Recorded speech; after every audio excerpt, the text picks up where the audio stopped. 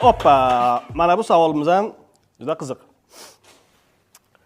20-asrning 30-yillarida ayollar Afrika qurbaqalarini intim jarayonlarda foydalanishgan. Tasavvur qilishga hali shoshilmanglar, savolni aytay. Ular nima maqsadda foydalanishgan? Yani bu masalada ilondan foyda bo'lmadi, balkim qurbaqadan bo'lar degan bo'ldim. Menimcha qurbaqani tishlagan nima bo'lsa, labi shishib botoks bo'lib qolgan bo'lsa kerak-da, keyin deb kirib kelgan. Chiroyli ko'ringanda.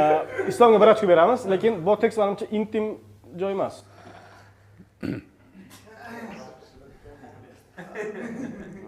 Kimga qanaqa?